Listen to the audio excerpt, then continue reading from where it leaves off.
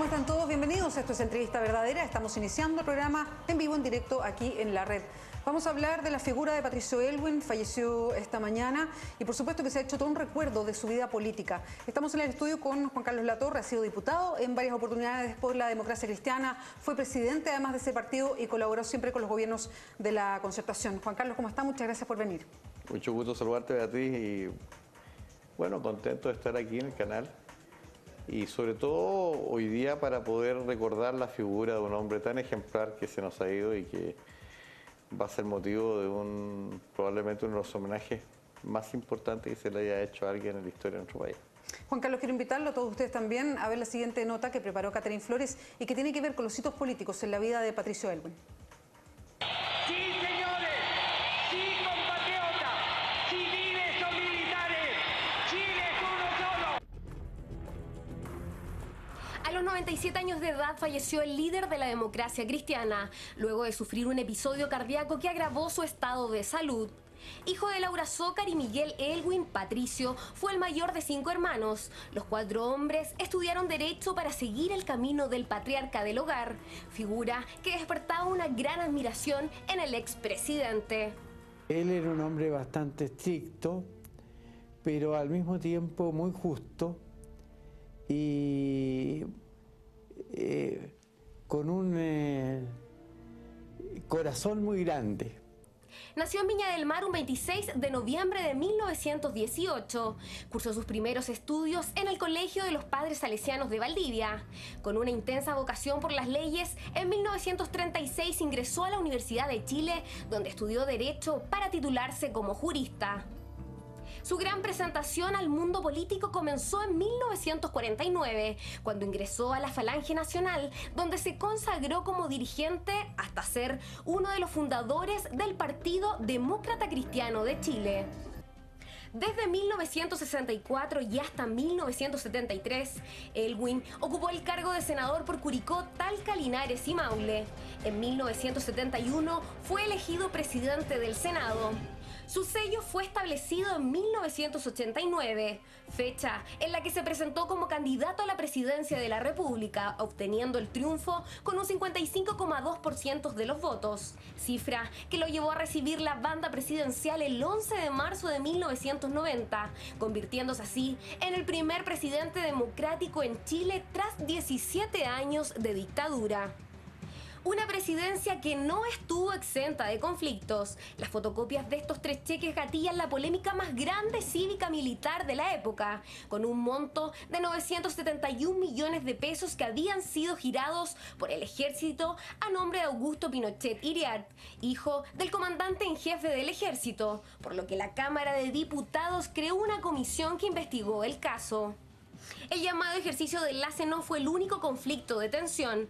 El 28 de mayo de 1993, mientras el presidente Aylwin estaba de gira por Europa, un contingente de boinas negras rodeó el edificio de las Fuerzas Armadas y fue el inicio del boinazo. Esta situación a los 5 días retornó a la normalidad. Aylwin anunció un proyecto de ley para resolver el conflicto conocido como Pinocheques, el que quedó en nada por la falta de acuerdo entre los parlamentarios de la Concertación y que 2 años después se cerró sin tener respuesta. Amigo de sus amigos, cercano a su familia, el regalón de sus 5 hijos y 4 hermanos, 17 nietos y 6 bisnietos, se caracterizó por ser católico, comprometido, puntual y detallista. Prueba de esto es la libreta negra que lo acompañó de por vida a cada reunión, exposición y cátedra. El Pato, como le decían sus cercanos, dejó una huella imborrable en su círculo más íntimo. Llamó la atención por su solidaridad, la que lo llevó a ser condecorado con el Premio Héroe de la Paz en octubre del 2008, entregado por la Universidad Alberto Hurtado. He amado a mi patria y he intentado servirla de la mejor forma. Dios ha sido generoso conmigo. Muchas gracias. De la la vida y obra de un hombre que luchó en un periodo de transición por consolidar la democracia, combatir la pobreza y superar la gran división de los chilenos, y que hoy es despedido por la gente por un adiós lleno de agradecimientos por parte de diversos partidos políticos por el trabajo que realizó por la patria.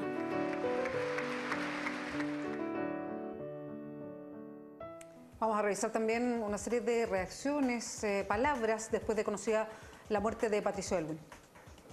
Don Patricio, un hombre demócrata, profundamente convencido de la importancia de la justicia, la libertad, la paz, fue esencial en un momento en que nuestro país lo necesitaba con urgencia, en poder construir la unidad de todos los demócratas, para poder continuar avanzando en una transición hacia una democracia plena. Don Patricio, un hombre sobrio, íntegro, un hombre patriota. Pero esa transición no hubiera podido hacer si no hubieran producido tres elementos. Primero, su capacidad de buscar acuerdos. Segundo, ¿no es cierto?, no tratar de hacer lo imposible y avanzar en la línea que quería. Tercero, ¿no es cierto?, tenía que ver que tuviera éxito económico. Que fue capaz de decirle al país en el Estadio Nacional: yo voy a construir la unidad del país, y después fue capaz, cuando salió el informe Rettig, de decirle a la gente: yo les pido perdón a nombre de todos nosotros por las violaciones a los derechos humanos que hubo en Chile. Bueno, él tiene muchas características, pero si yo tuviera que destacar una, era un hombre bondadoso, era un hombre que inspiraba confianza, era un hombre que, aunque estuviera en la trinchera opuesta, siempre actuaba de buena fe, con buena voluntad. Y ahora vamos a conocer otros aspectos de la personalidad, por eso estamos con Juan Carlos Latorre. Juan Carlos, ¿cuándo conoció usted a Patricio Aylwin? Bueno, lo conocí siendo estudiante universitario, la verdad, y muy de cerca en un momento muy especial de la historia de la democracia cristiana, que es el momento en que se produce un quiebre, fundamentalmente a nivel juvenil. Se forma en una etapa el MAPU y después la izquierda cristiana, con gente que renunció a la democracia cristiana. Y don Pato en ese momento fue una de las personas que estuvo muy cerca de la juventud, muy cerca de nuestro. Incluso en parte de ese tiempo él era ya presidente del Senado y tuvo un acercamiento hacia quienes intentábamos desde el partido, desde la JDC en ese momento, yo era vicepresidente nacional en ese entonces, evitar este quiebre. Yo lo conocí bien en ese momento, él era senador por Talca, Linares, Curicó, toda la provincia del Maule. Y claro, era una figura ya en ese tiempo. ¿Y qué le pareció cuando lo conoció? Cuando lo conocí en esa época, la verdad es que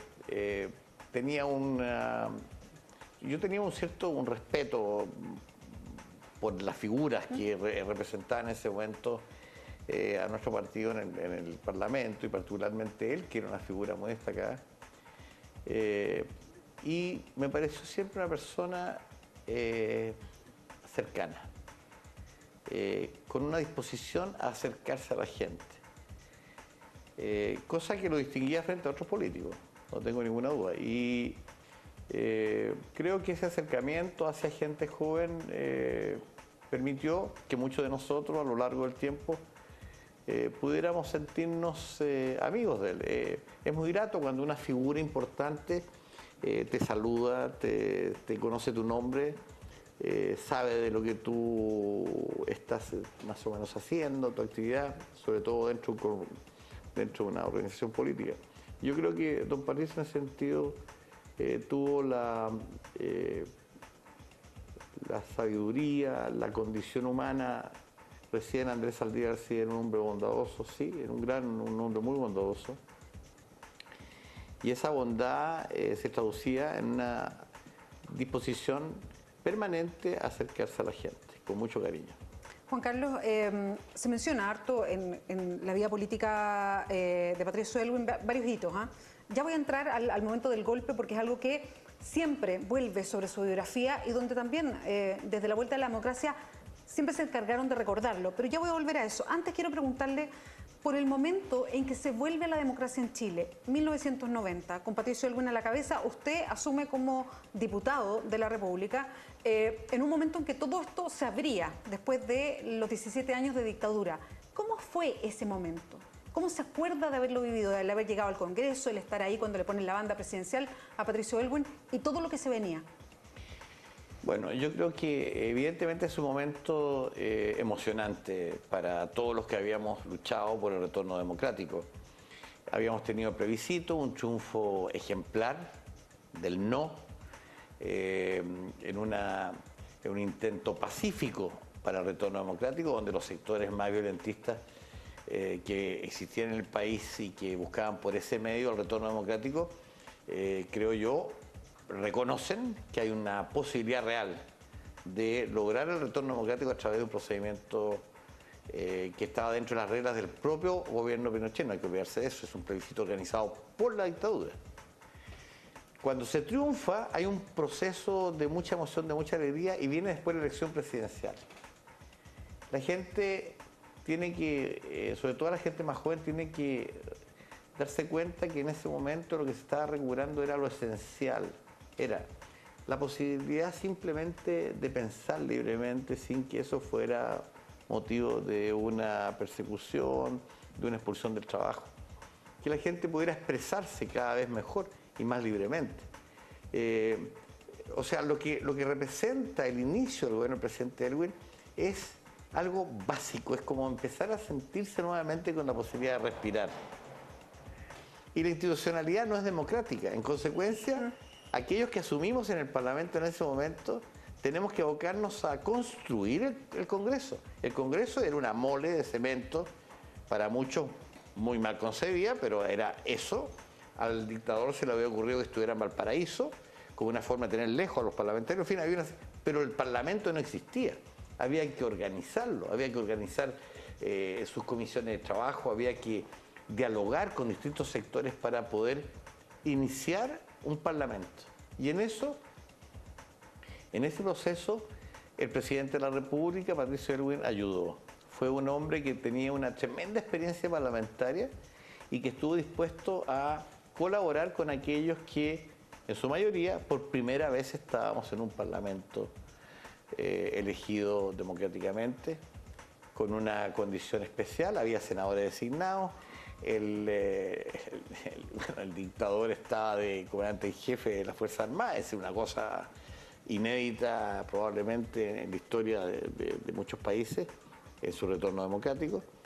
Y en consecuencia, yo diría, intentando graficar una respuesta pronta, un momento de mucha emoción, de mucha esperanza, de alegría objetivamente, por lo que éramos capaces o habíamos sido capaces de lograr, pero con una obligación de asumir roles y de trabajar en cosas que para muchos eran totalmente desconocidas, como era construir un Parlamento democrático. ¿Y cómo se vivió en el Parlamento? Unos momentos que recordaba recién la nota, el ejercicio de enlace, después el boinazo, que pusieron a los militares presentes con poder en ese momento de la transición chilena. Fue un momento de mucho temor, de mucho nerviosismo. ¿A juicio suyo hubo riesgo de perder lo que se había ganado en ese momento? ¿Se sintió eso? Yo estuve muy cerca en ese momento estuve muy cerca de don Patricio en esos días. En uno de estos eventos él estaba en Chile, en ese momento estuvimos muchos en su casa. Un temor, un temor porque sabíamos que estábamos en una situación que podía derivar en cualquier momento en que algún zafado por ahí, como ya había ocurrido, no olvidemos que habíamos tenido el hecho del coronel, entiendo en esa época, Sara, que no pidió autorización en la parada militar y que ofendió, en mi opinión, la dignidad del cargo del presidente de la República. Probablemente no a don Pato, que era un hombre muy sencillo, pero que actuó en forma absolutamente inaceptable. Y entonces había muchos oficiales que todavía creían que ellos estaban en condiciones de darse algún gustito. Y uno no era capaz de distinguir dónde estaban aquellos que podían en un momento dado iniciar una rebelión que pudiera tener algún efecto desestabilizador. En ese sentido hay que tener presente que siempre la preocupación de don Patricio, y en mi opinión lo hizo muy bien, fue lograr que el país se mantuviera con estabilidad, que pudiera retomar un camino de respeto a los derechos fundamentales, de diálogo entre los sectores que pensaban, entre las personas que pensaban distintas, y al mismo tiempo asumir la necesidad de un crecimiento económico. Yo diría que muchas de las cosas que no se persiguieron en Chile, como por ejemplo lo que yo considero fue un robo en las privatizaciones de muchas empresas, si no se persiguieron en ese momento en forma categórica era porque se suponía que eso podía desestabilizar al país. Juan Carlos, quiero volver justamente con ese tema, a propósito de esa frase que quedó para siempre de Patricio Aylwin, de justicia en la medida de lo posible, a propósito de la época, y también le voy a preguntar por cuánto empaña o perjudica la figura de Patricio Aylwin el que haya apoyado el golpe militar el año 73. Vamos a hacer una pausa y volvemos con la conversación con Juan Carlos Latorre. Sigue en Entrevista Verdadera, estamos conversando con el ex diputado, ha sido miembro también de los gobiernos de la Concertación, fue presidente de la Democracia Cristiana, Juan Carlos Latorre. Juan Carlos, antes de irnos a la pausa, le quería preguntar por dos situaciones en la vida también política que estamos revisando de Patricio Aylwin.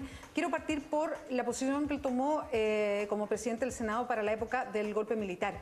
Él apoyó el golpe militar y eso de alguna manera se le recordó durante toda su vida, especialmente después que volvimos a la democracia. ¿Cuánto ensucia la imagen de Patricio Aylwin ese hecho en específico? En mi opinión, no le ensucia nada, porque aquellos que conocimos lo que fue la experiencia de la Unidad Popular en nuestro país, podemos coincidir, sin excepción, de que tuvimos un gobierno que paulatinamente generó un conflicto social en que sectores que parecían casi irreconciliables en el país se enfrentaban en todos los niveles. No solamente en el Parlamento, la discusión típica entre políticos, no, había un enfrentamiento entre estudiantes que tenían distintas concepciones respecto a lo que debía ser la educación o lo que debía ser la reforma universitaria en el caso de los estudiantes universitarios. Había una disputa incluso dentro del mundo de los trabajadores, también en el mundo campesino. Entonces, yo tengo la impresión de que podemos discutir respecto de si la salida que el país tenía en ese momento podía efectivamente ser un gran acuerdo nacional. Y yo diría que don Patricio siempre estuvo por la búsqueda de un gran acuerdo.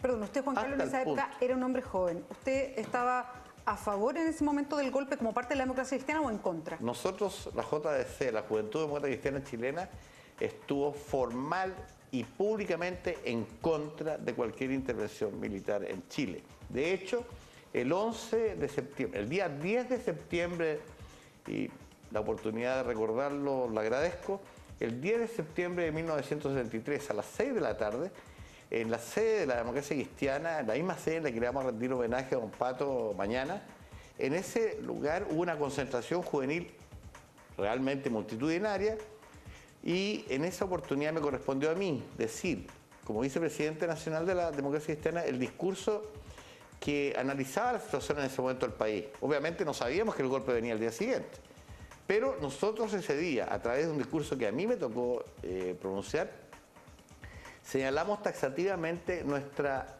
oposición a cualquier intervención de carácter armada en ese momento o intervención militar, obviamente. Entonces, y claro, y dentro de la incluso con ese antecedente, ¿usted tiene una mirada distinta a lo mejor con el tiempo de lo que pensaban otros demócratas cristianos? Porque efectivamente había posturas distintas, porque había gente que consideraba que ya no había una salida posible. Yo recuerdo el testimonio de Bernardo Leighton, nunca me he olvidado, porque don Bernardo siempre nos decía a nosotros, a los más jóvenes, decía, el día que haya un golpe yo me voy a ir a La Moneda y voy a estar ahí con el presidente de la República, en este caso con Salvador Allende. Y él lo decía a partir de sus convicciones profundamente democráticas y a una vida de compromiso en esa línea absolutamente permanente. Pero eso no significaba que entre nosotros no existiera una discusión respecto a lo que estaba pasando, respecto a, por ejemplo, si uno analiza el gobierno de Allende, uno puede decir que Allende era un hombre que tuvo una trayectoria democrática indiscutible y que llegó al poder a través de una elección democrática, en fin. Pero su gobierno no fue un buen gobierno. Fue un mal gobierno desde el punto de vista del avance social, no se logró lo que él planteó. El último gobierno que realmente consolidó un desarrollo social, económico en nuestro país, antes del golpe fue el gobierno de Frei Montalva. Y eso hoy día es un hecho histórico, indiscutible. Juan Carlos, lo quiero llevar después a la otra pregunta y tiene que ver con algo que comenzamos incluso un poquito antes de irnos a comerciales y que lo recordaba Andrés Saldívar hoy día y que tiene que ver con la fórmula de gobierno de Patricio Aylwin al recuperar la democracia y entender que su gobierno era de transición, que tenían que cumplirse una serie de metas para darle institucionalidad a esta democracia recobrada, hacerlo distinto a lo que pasaba en dictadura. Y para eso, y a lo mejor Patricio Aylwin lo resumió en una frase bien concreta que él decía: justicia en la medida de lo posible, y si uno quiere, dice, en la medida de lo posible, varias cosas. Entre ellas usted menciona cosas que quedaron pendientes y olvidadas para siempre, como fueron los traspasos truchos de las empresas públicas a manos privadas, en fin, el aceptar un modelo absolutamente neoliberal instalado en Chile. ¿Cuánto de eso era lo único que se podía hacer, a su juicio, en ese gobierno de Patricio Aylwin, o si hubo temor de enfrentarse de una manera distinta a quienes habían tenido el poder en dictadura? Mira, yo creo que avanzar en un proceso de reconstitución democrática, en un respeto a los derechos humanos, en hacer justicia en el país, en avanzar en distintos ámbitos sociales en la medida de lo posible, es parte de la sabiduría de Patricio Aylwin. Muchos jóvenes hoy día, incluso hijos míos, nos ven como que fue una época de transacciones. ¿Pero no fue una época de transacciones? Pero una época en que la transacción era el medio para poder garantizar un país que pudiera salir adelante después de una etapa negra, en que las personas no estaban dispuestas a respetarse entre ellas, en que había persecución, que hubo torturas, que hubo muerte, que la gente no se atrevía a decir lo que pensaba, porque hoy día la gente no se olvida muchas veces de eso, y sobre todo la gente más joven que no tuvo la oportunidad de conocer lo que fue ese tiempo, a veces no se da cuenta que el régimen de Pinochet fue brutal en su expresión respecto al respeto a los derechos de las personas, en todos los ámbitos. Yo podría latearte hablando de eso, ¿ya? Pero lo que no cabe ninguna duda es que una vez que se inicia el régimen democrático es necesario darse cuenta que hay muchos chilenos que participaron en situaciones bastante oscuras, tanto desde el punto de vista económico, desde el punto de vista del ejercicio de su poder, o incluso en materia de derechos humanos, y que son parte también de nuestro país, y que es necesario ver cómo desarrollar una nueva posibilidad de construir juntos el futuro. Y entonces los conceptos de diálogo, de reconciliación, de unidad nacional. Salía en el video cuando Don Pato dice en el Estadio Nacional, el día que asumió, en el momento en que está asumiendo el poder, dice: vamos a construir con todos los chilenos, civiles y militares, dice él. Y en el momento que dice militares se produce una pifiadera en el estadio. Y él, en vez de eludir el punto, lo reafirma y dice: sí, chilenos todos, civiles y militares. Y la gente aplaude. O sea, también no solamente es un llamado a la unidad, sino que también es una muestra de que el país está viviendo una situación compleja desde ese punto de vista. Que para poder volver a una normalidad democrática había que ceder en muchos aspectos. No en los principios.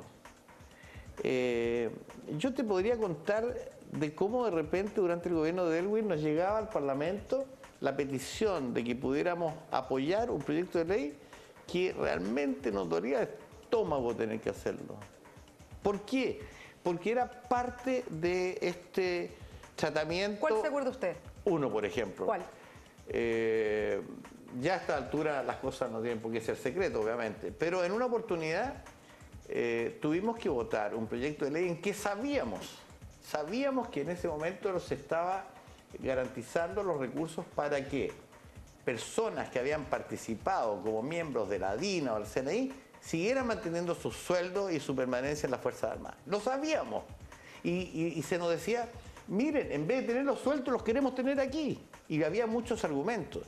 Y obviamente nosotros los parlamentarios teníamos que actuar en ese sentido, acompañando una tarea de gobierno extraordinariamente compleja.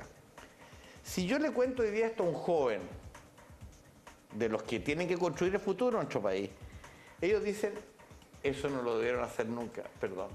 Yo digo, prefiero que me juzguen por haberlo hecho y haber colaborado en ese sentido, a que el país hubiera entrado nuevamente en un periodo de inestabilidad, de persecución y de enfrentamiento como el que tuvimos en otras épocas. Juan Carlos Latorre, muchas gracias por acompañarnos hoy día en esta conversación.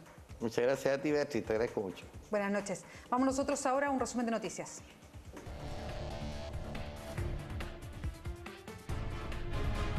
El Tribunal Constitucional declaró admisible el requerimiento presentado en contra del proyecto de reforma laboral. El recurso presentado por diputados y senadores de la oposición busca declarar como inconstitucionales 4 puntos del proyecto: extensión de beneficios, titularidad sindical, negociación interempresa y derecho a la información para la negociación colectiva. El proceso de audiencias públicas a favor y en contra de la reforma laboral se realizará el próximo lunes 25 de abril en la sede del Tribunal Constitucional. Muchas gracias por acompañarnos. Está listo Ignacio Franzani para Mentiras Verdaderas. Buenas noches.